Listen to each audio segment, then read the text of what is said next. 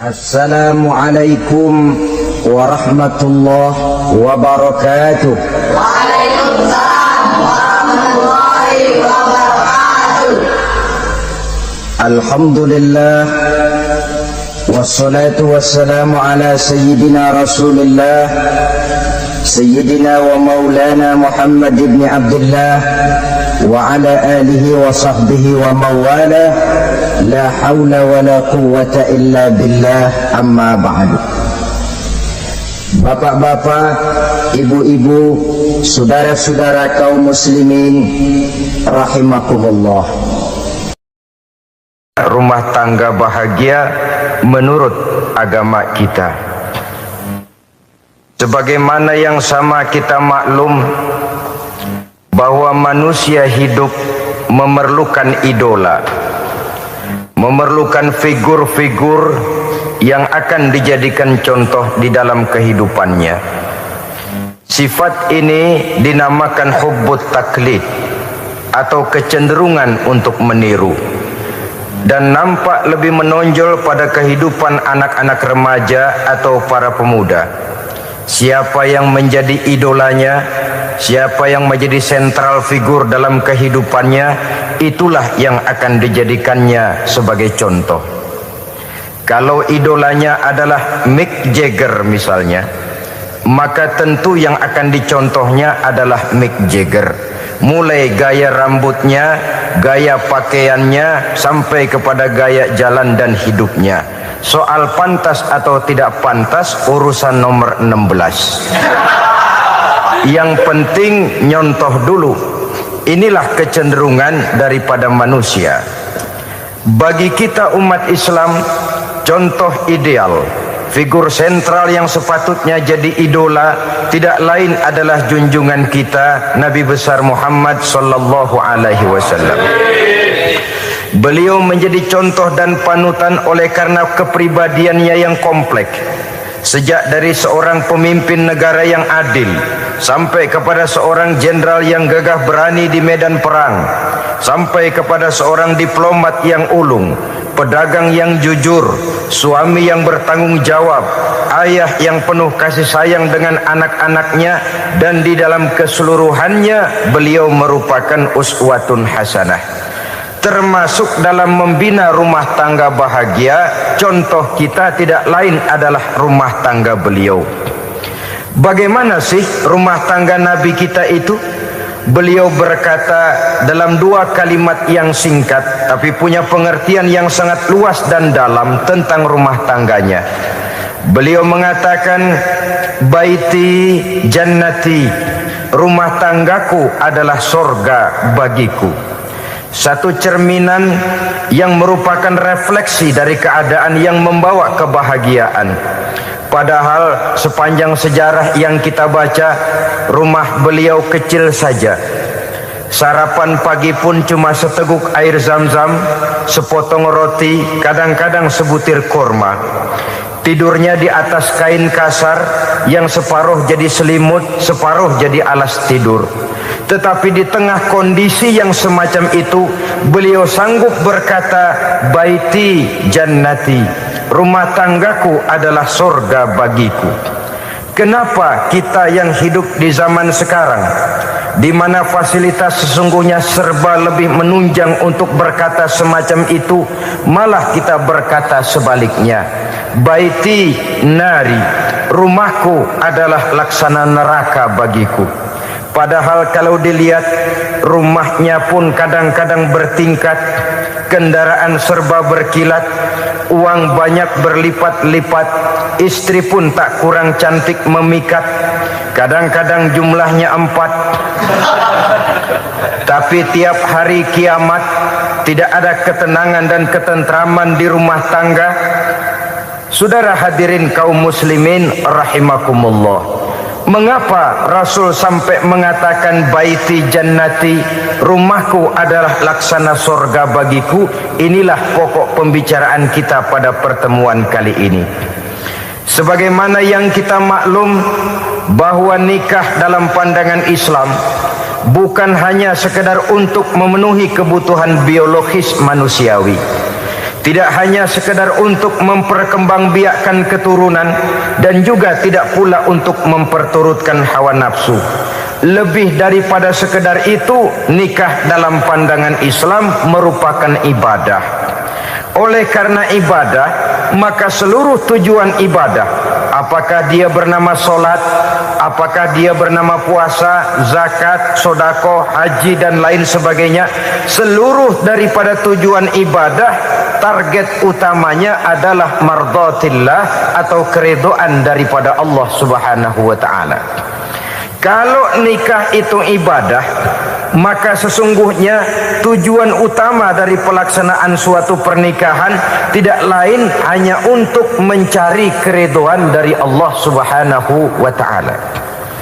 Bukankah kalau kita tanya tiap orang yang melakukan nikah, kenapa sih kamu nikah dengan dia? Jawabannya bisa macam-macam. Yang umum, karena saya cinta dia. Ada yang berkata, karena saya ingin mendapat ketenangan hidup. Ada yang bilang, karena saya ingin hidup teratur. Ada yang mengakui, karena saya ingin dapat keturunan dan lain sebagainya. Tetapi sesungguhnya menurut ajaran agama, kalau nikah merupakan ibadah, jawaban intinya ialah saya melakukan nikah untuk mencari keridhaan dari Allah Subhanahu wa taala. Ini konsekuensinya kalau nikah merupakan bagian daripada ibadah. Rumah tangga yang didirikan atas dasar mencari keridhaan Allah, maka akan diwarnai oleh nilai-nilai luhur daripada ajaran agama. Tanpa harta orang memang sulit untuk bahagia, tapi harta bukan jaminan orang lalu akan bahagia. Harta pada suatu saat akan berakhir, kecantikan akan berkurang, pangkat dan jabatan akan sampai kepada batasnya. Tetapi agama, keyakinan, nilai-nilai iman, itulah pegangan kita yang kekal dan abadi.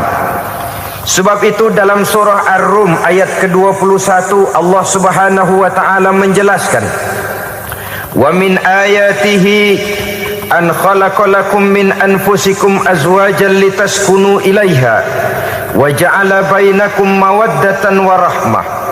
Dan di antara tanda-tanda kebesaran Allah, dijadikannya bagimu istri-istrimu dari diri kamu sendiri, litaskunu ilaiha, agar kamu bisa hidup tenang bersamanya, wa ja'ala bainakum mawaddatan wa rahmah, dan dijadikannya di antara kamu rasa cinta dan kasih sayang. Umumnya pernikahan terjadi karena mawaddatan warahmah ini, cinta dan kasih sayang. Atas dua dasar itulah rumah tangga didirikan orang. Atas dasar itulah seorang laki-laki dan seorang perempuan memadu janji untuk membagi suka dan duka dalam hidup ini secara bersama-sama. Namun kalau kita renungi ayat ini, Allah tidak hanya menjadikan cinta, tapi Allah juga menjadikan kasih sayang. Apa bedanya cinta dan kasih sayang? Apa bedanya mawaddatan warahmah ini? Saudara, mawaddah yang artinya cinta, itu sasarannya biasanya adalah jasmani, kecenderungan biologis. Itu akan berakhir. Orang yang mendirikan rumah tangga cuma karena kecenderungan biologis, cuma karena rasa cinta semata-mata, cinta biasanya terkait kepada keindahan. Betul apa benar? Biasanya orang mudah jatuh cinta kepada sesuatu yang punya nilai keindahan. Makanya anak muda jarang yang jatuh cinta sama nenek-nenek. Cinta selalu memandang segi keindahannya. Ini yang namanya mawaddah. Allah tidak mengingkari itu, silakan. Bahwa manusia secara naluri senang kepada serba keindahan, wajar-wajar saja. Tetapi tidak cuma mawaddah, Allah juga menciptakan rahmah, kasih sayang. Mawaddah mungkin ada akhirnya, tapi rahmah tidak akan pernah ada akhirnya. Kalau mawaddah adalah berkecenderungan kepada biologis, jasmaniah, maka rahmah kecenderungan kepada nilai-nilai rohani, kepribadian, kejiwaan, dan lain sebagainya. Dikala pernikahan di bawah umur 40 tahun mungkin masih banyak mawaddahnya, rasa cintanya. Tapi 40 bahkan 50 tahun ke atas, rasanya orang berumah tangga kalau sudah 50 tahun ke atas itu lebih banyak kasih sayangnya ketimbang cinta-cintaannya. Kalau satu rumah tangga hanya didirikan atas dasar mawaddah saja, atas dasar cinta saja, padahal cinta itu terpaut kepada hal-hal keindahan, keindahan satu saat akan menurun. Ya tentu sebagaimana yang kita maklum bersama-sama, belum punya anak memang cantik. Sudah punya anak, kecantikan mulai menurun. Punya anak 2, kulit mulai mengkerut. Punya anak 3, onderdil mulai dol. Punya anak 4, apalagi tidak pandai merawat diri, persis dompet tanggung bulan. Kalau rumah tangga didasarkan kepada rupa yang cantik saja, cinta akan bisa berpindah, paling tidak akan berkurang nilainya. Sebab itu Allah tidak hanya menyediakan mawaddah warahmah, dijadikannya di hatimu itu tidak cuma sekedar cinta, tapi juga kasih sayang. Nah, kasih sayang inilah apabila berakar dan berurat dari nilai-nilai keagamaan yang akan menopang jalinan rumah tangga bahagia.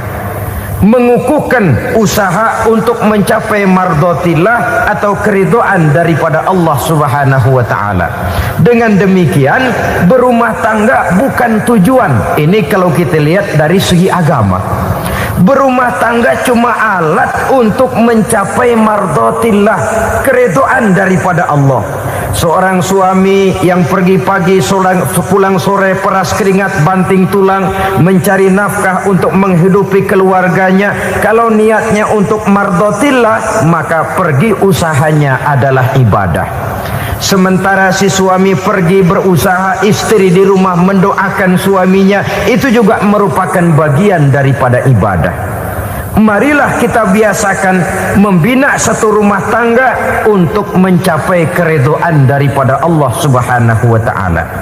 Ini motif dasarnya. Karena itu Rasul Anas bin Malik pernah bercerita, bertahun-tahun saya membantu di rumah tangga Rasul. Selama tahun-tahun yang panjang saya membantu di rumah tangga beliau itu, kata Anas bin Malik, belum pernah kok saya mendengar kata-kata kasar, keras, membentak-bentak. Belum pernah saya melihat ada piring terbang, sandal melayang, ada penggorengan nitir di atas. Belum pernah, padahal tahun-tahun yang panjang sudah saya lalui. Itu rumah tangga Rasul. Istrinya lebih dari 1 tapi tenang, ayem, adem. Walaupun gosip selalu ada. Ini loh ya, namanya hidup berumah tangga. Jangankan rumah tangga kita manusia biasa, rumah tangga Rasul pun tidak luput dari gosip yang kita kenal dengan hadisul ifki itu. Itu sampai tercatat dalam sejarah. Tetapi yang jelas dengan istri yang lebih dari 1, rumah tangganya tenang, tentram, adem. Kita di rumah tangga istri 1, seminggu 7 hari, berantemnya 6 hari. Cuma 1 hari gencatan senjata.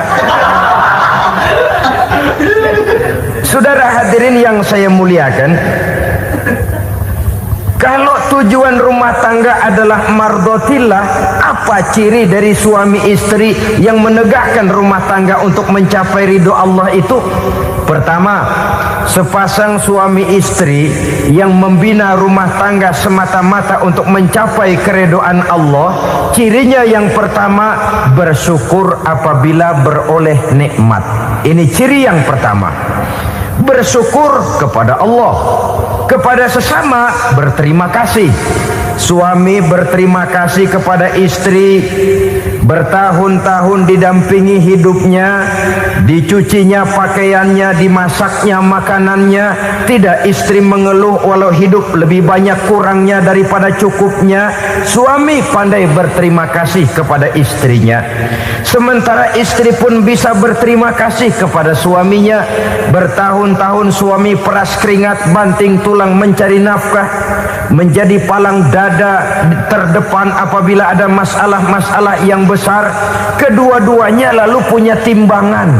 Nah inilah ya, saya pesan kepada suami, kepada para suami, kepada para istri, supaya di rumah ada timbangan. Perlunya apa?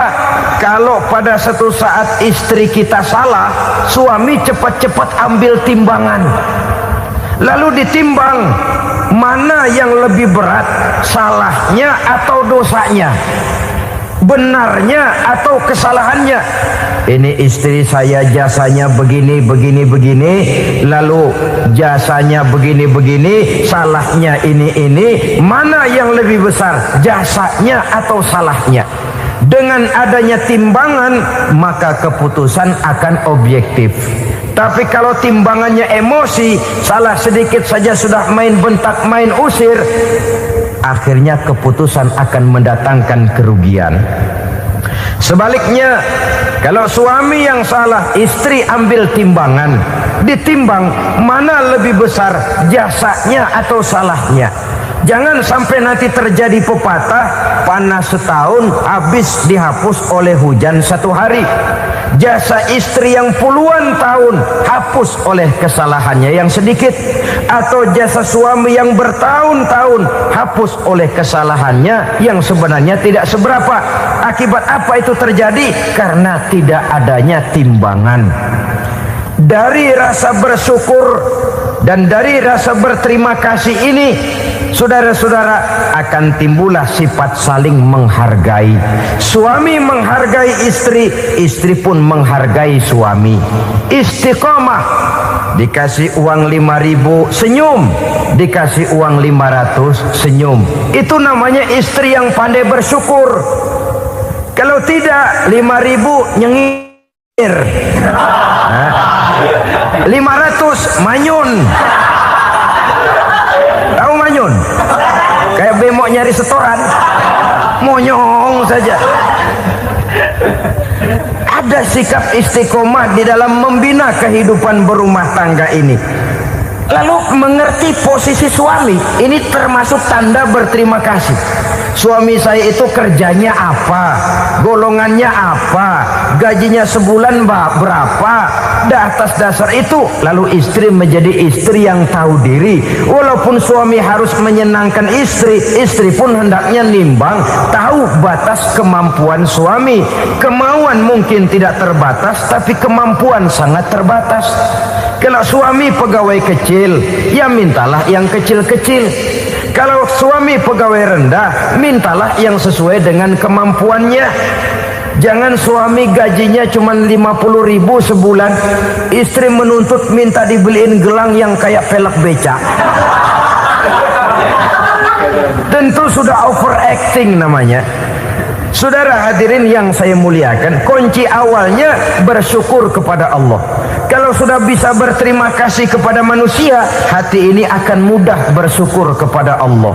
Rumah tangga yang pandai bersyukur, berapapun kecilnya nikmat, bukan kecilnya yang dia lihat, tapi karunia Allah yang dinilai.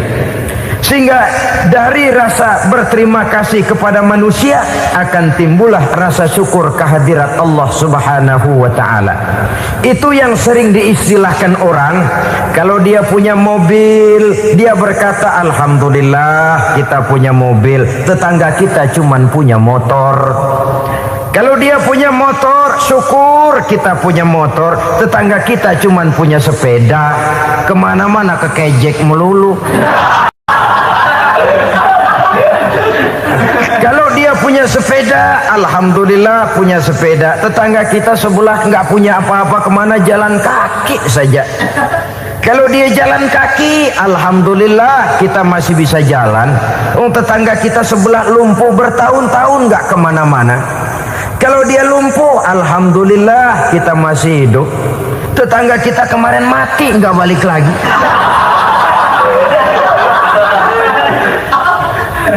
Lalu akan timbul rasa syukur. Tapi kalau sudah lumpuh ngelihat yang bisa jalan ngelihat yang naik sepeda, yang punya sepeda lihat yang punya motor lihat yang punya mobil lihat yang punya pesawat. Kapanlah kita ini pandai bersyukur? Sebab kesenangan seperti pelangi, tidak pernah di atas kepala kita, selalu kelihatannya di atas kepala orang lain. Sehingga kalau ngobrol orang sering bilang, lu sih enak lo gue lihat, gue keblangsak amat nih ya. Setiap orang ngomong kepada kita begitu nadanya. Kita yang dilihat enak, sementara kita melihat orang lain enak. Tukang tahu melihat tukang tempe enak, tukang tempe melihat tukang tuak enak, tukang tuak bilang tukang sirsak enak. Enak itu seperti pelangi. Namun kalau kita mau merenungi, tidak pernah Allah berhenti memberikan nikmat kepada kita. Sejak kita bangun tidur sampai kita tidur kembali, bahkan tidur itu sendiri, seluruhnya tidak pernah putus dari nikmat Allah. Bahagia ada di gubuk reot, bahagia ada di rumah mewah, bahagia ada di hati kopral, bahagia ada di hati jenderal, di gunung dan di kota, di hutan belantara dan di desa, di keheningan malam atau di keramaian siang. Kalau kita mau mencari, bahagia selalu ada. Tapi hati yang tidak pandai bersyukur, bagaimanapun banyak kebahagiaan yang meliputi hidupnya, dia tidak akan pernah pandai mensyukurinya. Maka berterima kasihlah kepada istri, berterima kasihlah kepada suami, bersyukurlah kehadirat Allah Subhanahu wa ta'ala. Saya sering mengatakan, sebaliknya seorang suami bagaimanapun kondisi istrinya, kalau itu memang jodohnya, beranilah berkata, istriku adalah Romeoku, istriku adalah Julietku, atau istriku adalah Sri Kandiku. Biarin pengkor ya pengkor, nggak ada urusan. Mensyukuri. Kalau tidak mensyukuri, yang timbul lalu sesalan. Kalau sudah sesalan, mudah umpat mengumpat, caci mencaci dalam rumah tangga, lalu terjadilah kegaduhan. Ketenangan sulit kalau sudah tidak ada unsur saling menghargai itu.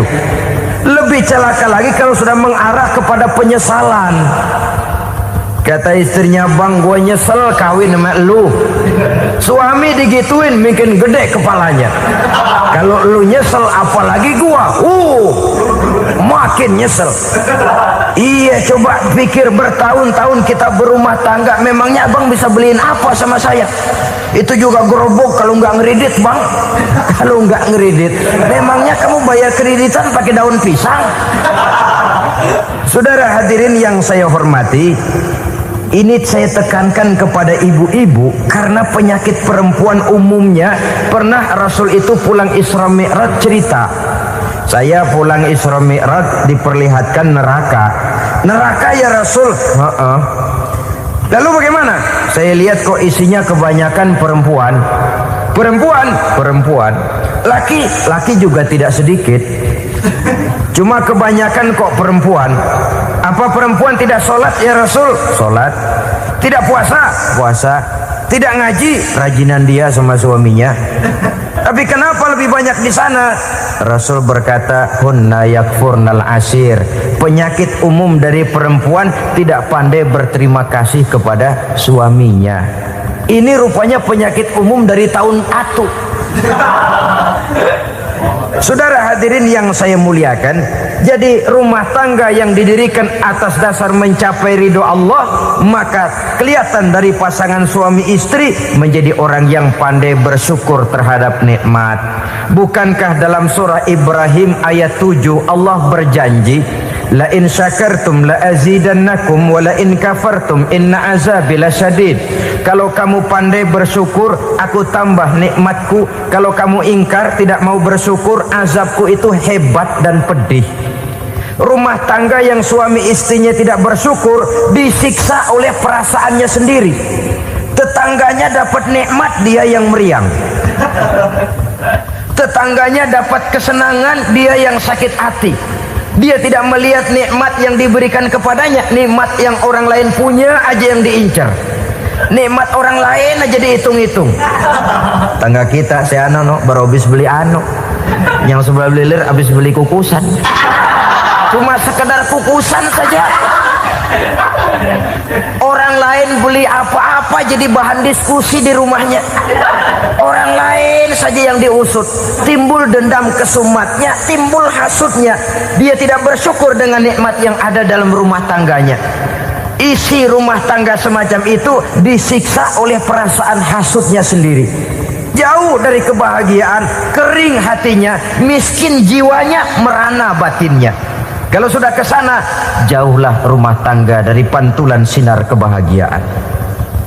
Saudara-saudara, kita lihat rumah tangga Rasul. Dari rumah yang kecil, dari tempat tidur yang sarapnya kain kasar, separuh jadi selimut lagi, keluar ucapan baiti jannati. Kenapa?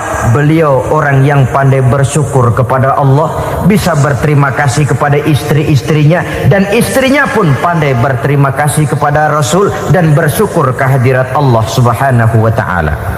Maka nikmat lalu bertambah. Makin kita syukuri nikmat, makin tambah itu. La azidannakum, janji Allah, pasti aku tambah nikmatku kepadamu jikalau kamu pandai mensyukurinya. Tapi kalau kamu ingkar, tidak pandai bersyukur, awas, nikmat bisa berubah menjadi azab kalau kita tidak pandai-pandai mensyukurinya. Jadi cirinya yang pertama, rumah tangga bahagia itu apabila suami istri pandai bersyukur terhadap nikmat yang diberikan oleh Allah Subhanahu wa taala. Satu. Cirinya yang kedua, rumah tangga yang berdasarkan untuk mardotillah, mencapai keredoan Allah, sabar apabila mendapat cobaan. Namanya orang berumah tangga itu persis berlayar di lautan. Suami istri adalah dua orang yang memegang kemudi. Kalau berlayar ombak tenang, angin bertiup sepoi-sepoi basah, lalu bila malam datang bulan bersinar, bintang gemintang gemerlapan, berlayar memang nikmat. Tapi satu saat angin puting beliung bertiup, gelombang menggunung, halilintar menyambar, kemudian petir berkilat. Kalau pada saat itu suami mau ngalor, istri mau ngidul, alamat perahu patah di tengah jalan, kandas di lautan sebelum sampai ke pantai yang akan ditujunya. Oleh karenanya perlu kekompakan. Maka sejak awal seharusnya dalam akan membina rumah tangga yang bahagia itu lebih baik bicara yang pahit-pahit saja, supaya terjadi kesamaan langkah apabila menghadapi kesulitan dan cobaan, sabar apabila mendapat cobaan.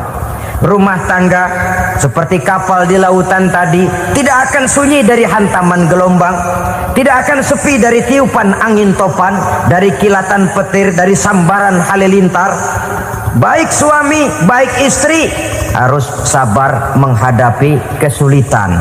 Kadang kesulitan dari segi ekonomi, kadang kesulitan dari segi mengarahkan dan mendidik anak-anak, kadang kesulitan karena banyak orang yang hasut dengan kita, kadang kesulitan berbagai macam lah yang menyebabkan kesulitan. Rumah tangga yang bertujuan mencapai ridho Allah, sabar menghadapi segala macam kesulitan.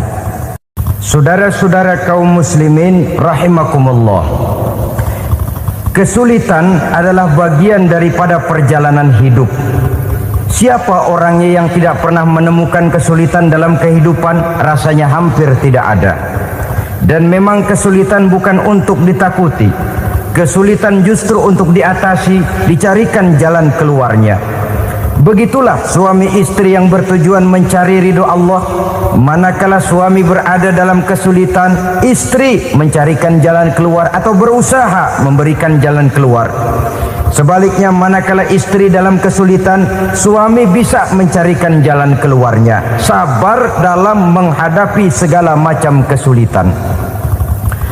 Dalam surah Luqman ayat 17, Allah Subhanahu wa taala berfirman, "Wasbir 'ala ma asabak, inna dzalika min azmil umur." Dan bersabarlah terhadap apapun yang menimpa kamu. Bersabarlah terhadap segala kesulitan yang kamu hadapi, karena sesungguhnya yang demikian itu merupakan sebagian dari perkara-perkara yang telah ditetapkan oleh Allah Subhanahu wa taala. Saudara-saudara kaum muslimin yang berbahagia, kunci sabar sesungguhnya terletak pada keyakinan bahwa segala sesuatu berasal dari Allah dan segalanya akan kembali kepada Allah Subhanahu wa taala. Rumah tangga yang sabar di dalam menghadapi kesulitan-kesulitan biasanya akan lebih mudah mencari jalan keluar. Tapi kalau sedikit kesulitan datang, kita tertimpa oleh kepanikan, oleh kegelisahan, dan oleh ketakutan yang tidak beralasan, maka kesulitan itu bukan saja tidak dapat diatasi, malah rasanya akan menjadi semakin besar di dalam kehidupan kita. Tidak ada rumah tangga yang tidak pernah berhadapan dengan kesulitan, bagaimanapun besarnya rumah tangga itu. Itulah sebabnya kita memerlukan orang lain. Hidup berumah tangga itu seperti orang punya mata. Kalau mata kita kelilipan, kalau mata orang lain kelilipan, gampang kita tiup. Tapi kalau mata kita sendiri yang kena kelilipan, tentu kita memerlukan orang lain untuk meniupnya. Oleh karenanya, suami istri harus saling mencarikan jalan keluarnya. Walaupun kerjanya berbeda, suaminya pergi mencari nafkah, istrinya berdoa di rumah. Kalau perlu melakukan sholat duha, mendoakan agar usaha suaminya dimudahkan, dan begitu selanjutnya. Sehingga dengan adanya kebersamaan, walaupun tidak selalu bersama-sama, maka masing-masing melaksanakan tugas dengan tenang dan merasa yang satu berbuat untuk kepentingan yang lain. Inilah cirinya yang kedua, sabar bila mendapat dan berhadapan dengan segala macam kesulitan. Kadang orang mendapat kesulitan itu berkeluh kesah. Bukan berkeluh kesah, tapi mencari jalan keluar dan mengambil hikmah yang ada di dalamnya apa. Karena bukan kemudahan, kesulitan yang membuat orang dewasa. Bukan kemudahan, tapi kesulitan yang membuat orang berpikir dinamis, kreatif. Kalau seluruh jalan yang kita tempuh mudah saja, gampang saja, rasanya monoton kita ini. Kehilangan dinamika dalam perjuangan. Kesulitan yang membuat orang matang, kesulitan yang menempa kepribadian untuk lebih dewasa menghadapi bahtera kehidupan, membuat pandangan makin arif, wawasan makin luas, dan analisa semakin tajam. Sama saja dalam hidup. Sesungguhnya pujian sering menjadi racun, dan caci maki kalau kita tanggapi secara positif sering membuat kita makin dewasa. Jarang orang berpikir kalau dipuji, tapi baru dia merenung dan mencari diri setelah dicaci maki dan dikritik habis-habisan. Walaupun watak umum manusia senang dipuji, marah kalau dicaci maki. Biasanya kalau ketemu cewek cakep kita bilang, "Kamu cakep deh." Dia paling bilang, "Ah, abang bisa aja." Walaupun dia bilang, "Ah, abang bisa aja," hidungnya mah tetap mekar. Seneng kalau dipuji, itu kecenderungan manusia. Marah kalau dicaci maki, marah kalau dikritik. Tapi sesungguhnya pujian sering jadi racun, caci maki sering jadi obat. Orang takut minum obat karena pahitnya, padahal efeknya itu akan lebih memberikan kesehatan kepadanya. Orang takut menghadapi kritik, orang takut dan tidak ingin dicaci maki, padahal itulah yang sesungguhnya menjadi cambuk kalau tidak dia salah tanggap, menjadi sugesti yang mendorong dia lebih maju lagi. Karena memang bukan pujian, tapi caci maki dan kritik yang membuat kita makin berpikir tajam. Jadi rumah tangga yang berhadapan dengan kesulitan demi kesulitan, biasanya kalau ditanggapi dengan sabar akan makin mengokohkan fondasi rumah tangga itu sendiri.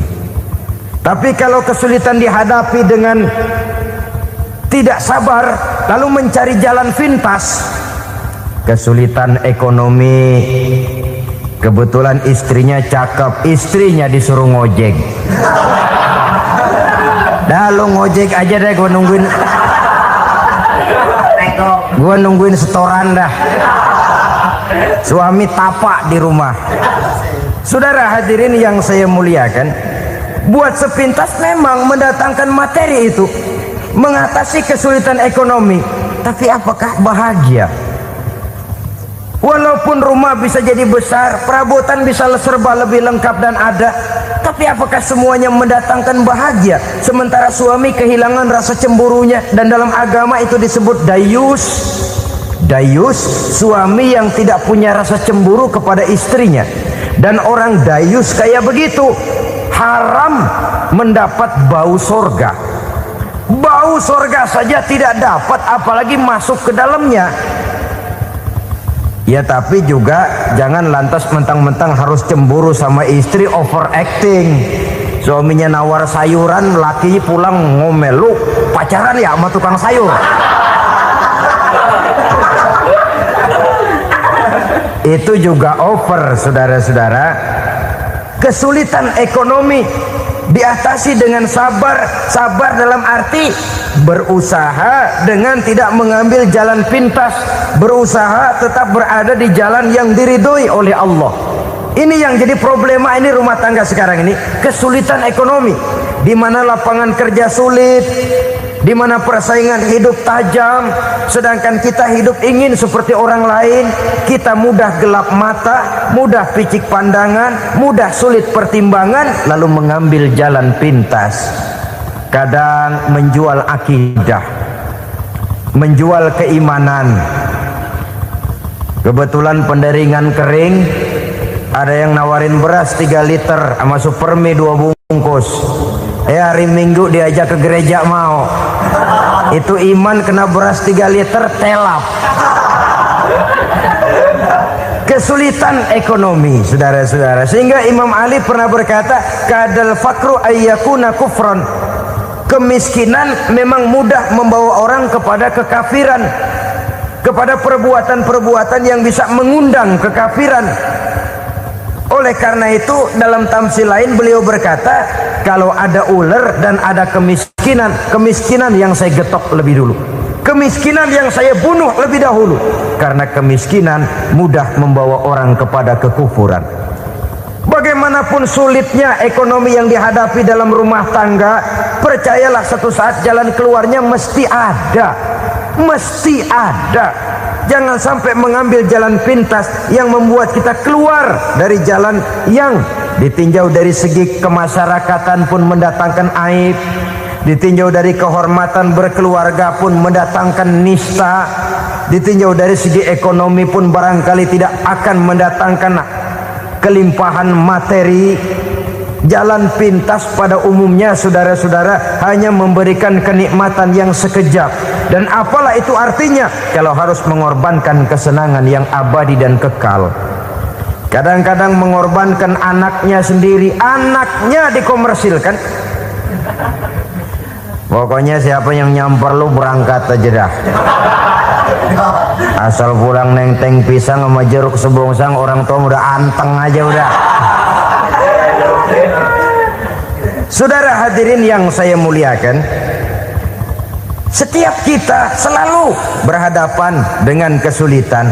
Karena itu rumah tangga yang bertujuan mencapai mardhatillah, mereka sabar dalam menghadapi kesulitan. Tidak ada beras, puasa saja, puasa sunnah, puasa sunnah. Lapar tapi ada pahalanya, daripada tidak puasa lalu ngegerundel. Brengsek Tuhan, gue sembahyang melulu lapar juga. Sudah lapar tidak berpahala. Bukankah Rasulullah sendiri kalau pulang ke rumah Aisyah lalu berkata, ya Humairah, ada makanan hari ini? Ada makanan yang enggak ada bang. Alhamdulillah, kalau begitu saya puasa. Pulang dari mana-mana perut lapar, mau makan tidak ada makanan, bukan marah, bukan ngamuk, puasa. Maka boleh puasa sunnah, niatnya udah siang, jam 10, jam 11, asal dari pagi belum makan apa-apa. Niatnya jam 10, sah, dengan catatan dari pagi belum makan apa-apa. Jangan sudah sepiring setengah baru niat, itu lain. Itu ngojek namanya itu. pengertian dalam kesulitan. Satu malam beliau pulang dari masjid agak larut. Habis ngajar banyak yang bertanya. Ketuk pintu, Assalamualaikum. Assalamualaikum. 3 kali beliau memberi salam, tidak ada jawaban, tidak dibukakan pintu. Rupanya istri beliau lelah bekerja di waktu siang, tidurnya pules benar. Marahkah Rasul? Tidak. Beliau gelar sorban, tidur di depan pintu. Asraful anbiya wal mursalin ini, Rasul termulia ini, karena menghargai istrinya, tidur di depan pintu. Sampai Aisyah bangun sepertiga malam, terkejut buka pintu, suaminya ada di depan pintu. Beliau bangunkan. Ketika dibangunkan, Rasul lebih dulu berkata, maaf sayang, saya pulang terlambat. Sudah nggak dibukain pintu, tidur di depan, dibangunin, beliau duluan yang minta maaf. Pengertian. Kalau emosi, memang nggak dibukain pintu, tidur di depan. Begitu dibukain, yang enak kita tunjuk jidatnya.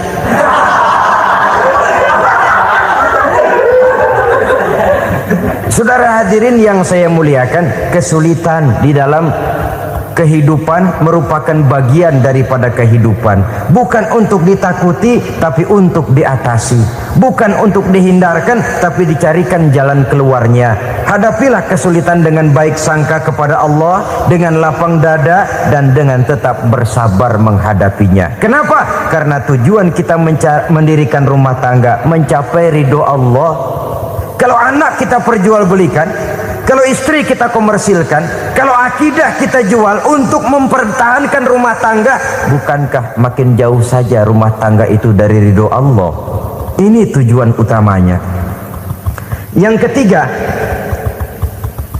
rumah tangga yang bertujuan mardotillah itu, suami istri yang merupakan fondasi di rumah tangga, suami sebagai pemimpin, istri sebagai pembina, selalu musyawarah dalam menyelesaikan persoalan. Walaupun istri ditakdirkan sebagai pemimpin dan suami sebagai pemimpin dan istri yang dipimpin, tapi agama menganjurkan musyawarah. Jangan mentang-mentang istri nyari duit, suami nyari duit, lalu menteleng. Segalanya mau diktator, segalanya mau sendiri. Rumah tangga yang bertujuan mencapai ridho Allah selalu didirikan atas dasar musyawarah. Sehingga apabila sesuatu itu dihasilkan dari suasana musyawarah, tidak akan melahirkan penyesalan di belakang hari. Kalau tidak, berjalan menurut seleranya masing-masing, belakangan timbul penyesalan, akhirnya main salah menyalahkan. Kalau sudah saling salah menyalahkan, itu artinya sudah saling mengungkit kekurangan masing-masing. Akibatnya tidak ada lagi saling menghargai. Jadi dengan demikian musyawarah di dalam menyelesaikan persoalan, menghadapi kesulitan ekonomi, musyawarah, menghadapi kenakalan anak, musyawarah, akan membeli ini dan itu sebaiknya juga musyawarah. Kalau merupakan hasil musyawarah, maka saudara-saudara hasilnya pun akan dihadapi oleh bersama. Enak rasakan bersama, tidak enak rasakan bersama. Kenapa? Tadinya musyawarahnya bersama-sama juga. Lah kalau hasil sendirian, giliran enak mungkin yang satu mau ikut, giliran tidak enak yang satu nuding, gua kata juga apa? Kan begitu akibatnya kalau tidak berdasarkan musyawarah lebih dahulu. Maka insya Allah hasil musyawarah ini setidaknya tidak akan mendatangkan sesalan di belakang hari nantinya. Saudara-saudara kaum muslimin rahimakumullah, ciri yang keempat, sepasang suami istri yang bertujuan mencapai ridho Allah dalam upaya mencapai rumah tangga bahagia itu tawakal apabila mempunyai rencana. Tawakal berserah diri kepada Allah, bukan berserah diri dalam artian mutlak yang mengarah kepada fatalism atau predestination. Kita sering mengartikan tawakal secara salah. Belum apa-apa sudah menyerahkan diri kepada Allah. Emang semuanya terjadi menurut maunya Allah dah, nggak usah ngapa-ngapain, bagaimana Tuhan aja dah. Lapar juga nggak usah makan, kalau takdirnya kenyang pan kenyang. Ya udah lapar terus kita. Makan dulu, perkara nanti kenyang apa tidak, itu baru tawakal. Kalau sakit ke dokter, soal sembuh atau tidak, baru tawakal. Artinya usaha itu ada. Setelah suami berusaha, istri berusaha, selebihnya tawakal. Apa perlunya tawakal? Apabila berhasil tidak lupa daratan, apabila berhasil tidak lupa diri, apabila gagal tidak putus asa. Sehingga dengan demikian dari tawakal ini lahirlah pondasi yang kokoh membina rumah tangga yang bahagia dalam upaya mencapai keridhaan daripada Allah Subhanahu wa taala.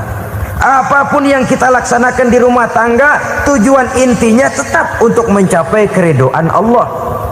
Beli kendaraan untuk mencapai ridho Allah, lalu dipakai ngaji, dipakai ke masjid dan sebagainya. Beli peralatan rumah tangga untuk mencapai ridho Allah, mendidik anak untuk mencapai ridho Allah, membantu keluarga untuk mencapai ridho Allah, dan begitu selanjutnya.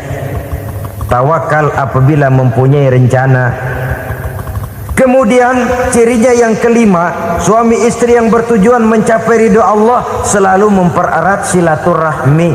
Sebab seperti sudah saya sampaikan pada pertemuan terdahulu, dalam berumah tangga itu ada orang tua, ada mertua. Itu cuma perbedaan istilah, tapi hakikatnya adalah sama. Jangan karena perbedaan istilah lalu menyebabkan kita berbeda sikap. Kalau sudah berbeda sikap, tentu akan melahirkan perasaan yang tidak simpatik. Sebaiknya suami istri kalau sudah berumah tangga, jadikanlah orang tua tempat cerita yang enak saja. Yang tidak enak telan berdua, yang pahit rasakan berdua, kesusahan dan kesulitan atasi berdua. Giliran enak ngomong sama orang tua, giliran senang cerita sama mertua. Sekarang kan kita balik, kalau lagi senang duitnya banyak, anteng di rumah, kalem aja. Tapi lalu waktu susah, waktu susah, cerita kepada orang tuanya, cerita kepada mertuanya. Lalu kapan kita mau menyenangkan orang tua?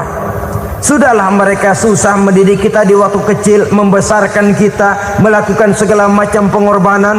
Demi setelah kita berumah tangga, kesulitan rumah tangga kita tumpahkan juga kepada mereka. Pererat silaturahmi dan usahakan agar seluruh keluarga hanya menjadi tempat kita cerita yang enak-enak saja. Istilah sehari-harinya, kalau di rumah kita makan sama sayur bayam, keluar rumah diem, malah seluitan. Tetangga tanya, lu makan kayaknya enak banget apa sih? Daging ayam.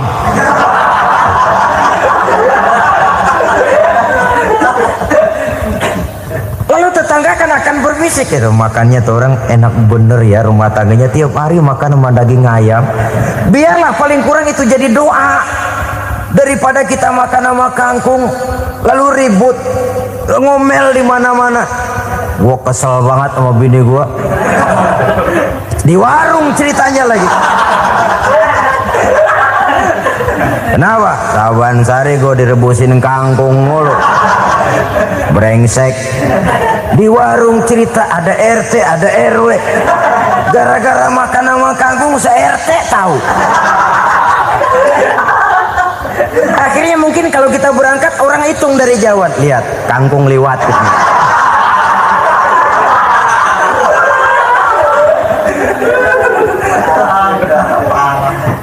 Bisa menjaga yang disebut security informasi, rahasia rumah tangga.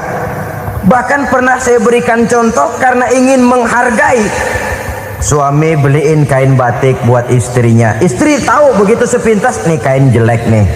Tapi karena mau menyenangkan suaminya, dia bohong. Bagaimana bu, kain yang bapak beliin? Aduh bagus bener pak, bagus sekali itu kain. Warnanya pak emang yang model begitu tuh. Tetangga kita mana ada yang pakai kain begitu pak? Ya emang nggak ada, jelek. Menghargai. Sebab kalau waktu itu si istri jujur, yang timbul sakit hati suami. Bagaimana bu kain yang saya beliin? Goblok lo. Kain begitu dibeliin, Di pasar juga banyak 1.004. Campur odol lagi. Sudahlah suami punya niat baik, sampai rumah digoblok-goblokin, tidak ada lagi rasa saling menghargainya. Begitu pentingnya mempererat silaturahmi ini, sampai Nabi berpesan, isnani la yanzurullahu ilaihima yaumal qiyamah qati'ur rahim wa jarus su'. Ada dua golongan manusia yang di akhirat nanti tidak akan dilihat oleh Allah, tidak akan diopeni oleh Allah, didiemin aja. Siapa mereka? Pertama, orang yang suka memutuskan silaturahmi. Yang kedua, tetangga yang jahat dengan tetangganya. Dua golongan manusia ini, pemutus silaturahmi, kemudian juga tetangga yang jahat dengan tetangganya, ini tidak akan dipandang oleh Allah di hari akhirat nanti. Jadi pererat silaturahmi, sebab kita ini zon politikan, makhluk yang bermasyarakat, yang tidak bisa hidup sendirian. Setiap kita memerlukan orang lain. Kita disebut kaya karena ada yang miskin. Kita disebut alim karena ada yang awam. Kita disebut berkuasa karena ada rakyat jelata. Tanpa rakyat tidak ada penguasa. Tanpa yang miskin tidak ada orang kaya. Kalau tidak ada yang jelek, siapa yang bilang cakep? Karena ngimbangi. Saudara hadirin, atas dasar ini mestinya kita selalu bersyukur dalam segala posisi. Tidak lalu salah terima kepada karunia yang diberikan Allah kepada kita. Saudara hadirin yang saya hormati, pererat silaturahmi, jadikan orang-orang tua kita tempat kita cerita yang enak-enak saja. Yang tidak enak, telan sendiri, usahakan sendiri, carikan jalan keluarnya sendiri. Setidaknya ya diam sajalah. Kalau belum bisa membalas budi baik orang tua, setidaknya jangan menyakiti hati orang tua kita. Sudah lelah dan payah dia mengasuh kita, membesarkan kita, merawat kita, demi setelah kita berumah tangga, seluruh kesulitan kita bawa lagi kepadanya. Karena itu buat para istri juga ini perhatian. Kalau dimarahi suami, jangan cepat-cepat pulang ke rumah orang tuanya. Nggak boleh diomelin dikit, main buntal aja. Gua pulang dah. Pulang. Sampai sana cerita habis-habisan, dikucek kejelekan suaminya. Nanti 2-3 hari balik aja lagi. Kan nggak lucu jadinya. Saudara hadirin, begitu juga suami. Mencaci maki habis istrinya, 2-3 hari baik aja lagi. Konyol, istrinya sudah dicaci maki habis-habisan, dijeleki leluhur-leluhurnya, 2-3 hari baik lagi. Mesraan lagi. Kata bininya dalam hati, gua lu jelekin juga, lu pakai juga, payah.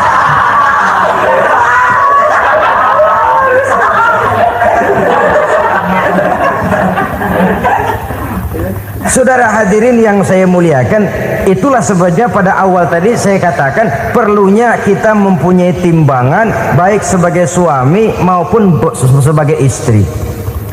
Nah, dari mempererat silaturahmi ini akan terjalin rasa kekeluargaan. Maka tradisi arisan keluarga itu bagus sesungguhnya untuk mempererat silaturahmi. Cuma celakanya bukan silaturahmi yang jadi tujuan, arisannya itu yang jadi tujuan. Akibatnya apa? Kalau belum narik mah semangat banget datang dah. Begitu udah narik aja udahan.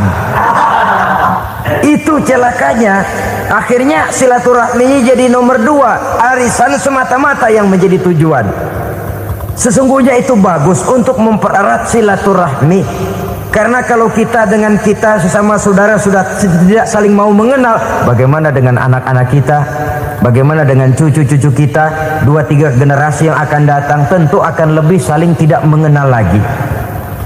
Baiklah ya, yang keenam, suami istri yang bertujuan untuk mencapai keridhaan Allah itu selalu berusaha tolong menolong di dalam kebajikan. Sebab Allah pesankan itu di dalam Al-Maidah ayat 6, wa ta'awanu 'alal birri wat taqwa wa la ta'awanu 'alal itsmi wal 'udwan. Bertolong-tolonganlah kamu di dalam kebaikan, di dalam bertakwa kepada Allah. Jangan bertolong-tolongan di dalam maksiat, di dalam dosa, dan di dalam usaha yang menimbulkan permusuhan. Kalau suami marah kepada seseorang, istri jangan ngipasin. Oh bang, yang begitu mah dibayain tuman. Udah habisin aja dah. Anak-anaknya marahin sekalian. Ngipasin. Istri kesel sama tetangganya, suami ngipasin. Emang tuh tetangga kita, hahu. Habis orang dikipasin. Ta'awanu 'alal birri wat taqwa, bertolong-tolonganlah di dalam kebaikan. Istri malas ngaji, suami mendorong, memberikan sugesti. Suami malas berusaha, istri memberikan sugesti. Saling tolong menolong di dalam kebaikan dan takwa, dan jangan tolong menolong dalam dosa dan permusuhan. Kata suami, Bu, daripada kita melarat terus hidup, kita piara tuyul yuk. Kata istrinya, nah ini sudah menyimpang bang. Bersabarlah, bagaimanapun insya Allah kita tidak akan mati kelaparan. Piara tuyul itu nanti jadi pindah akidah, merusak iman, berteman dengan setan. Apalah artinya kekayaan dan kesenangan sebentar kalau harus mengorbankan kekayaan dan kesenangan yang abadi. Ini sudah alal ismi wal udwan, sesuatu yang mengandung dosa. Saudara hadirin yang saya hormati, kemudian yang keenam, berbaik sangka. Baik suami maupun istri sama-sama saling berbaik sangka. Suami melepas istri, istri melepas suami dengan hati yang ikhlas. Suami meninggalkan istri di rumah dengan jiwa yang bersih dan rasa yang aman. Ada rasa baik sangka, dan ini modal dasar. Kalau sudah dilandasi oleh buruk sangka, tentu yang lahir nanti adalah perasaan-perasaan yang tidak baik. Akibatnya sangat tidak menguntungkan. Inilah beberapa ciri dari rumah tangga yang didirikan atas dasar mardhatillah, mencapai keridhaan dari Allah. Nanti akan menyusul tujuan berikutnya, diantaranya mendapat keturunan, diantaranya lagi mendatangkan gairah untuk lebih berusaha mencari rezeki karena sudah merasa punya tanggung jawab berupa anak dan istri. Mempererat silaturahmi itu cuma tujuan-tujuan sekundernya saja. Tujuan primernya kita melakukan suatu nikah untuk mencapai keridhaan dari Allah Subhanahu wa taala. Silakan punya istri cantik, kaya, tapi tujuan utamanya kita membina rumah tangga untuk mencapai ridho dari Allah. Karena itu dasarnya mawaddatan warahmah. Jangan cuma cinta tapi juga kasih sayang. Cinta, kecenderungan kepada jasmani akan berakhir, tapi kasih sayang, kecenderungan kepada rohani, makin tua malah makin erat, makin tua malah makin mesra. Sehingga kadang kita menampak kakek-kakek dan nenek-nenek lagunya kayak pengantin baru. Apa cinta-cintaan? Tidak. Bagaimana kakek-kakek sama nenek-nenek harus bilang I love you? Yang masih ada itu waktu itu mawaddah, kasih dan sayang. Itu yang akan kekal, itu yang akan abadi. Tanpa materi orang sulit untuk bahagia, tapi materi semata bukan jaminan orang untuk bahagia. Nah, ciri yang terakhir dari rumah tangga yang bertujuan mencapai ridho Allah, sinar agama kelihatan di dalamnya. Baik suami maupun istri sama-sama orang yang taat melaksanakan ajaran agama. Saudara, mudah-mudahan walaupun singkat dapat menjadi sumbangan moral dalam kita mewujudkan rumah tangga yang bahagia menurut contoh yang diberikan oleh Rasulullah sallallahu alaihi wasallam. Terima kasih atas perhatian saudara. Mohon maaf atas segala kekurangan. Usikum wa nafsi bitaqwallah. Wassalamualaikum warahmatullahi wabarakatuh.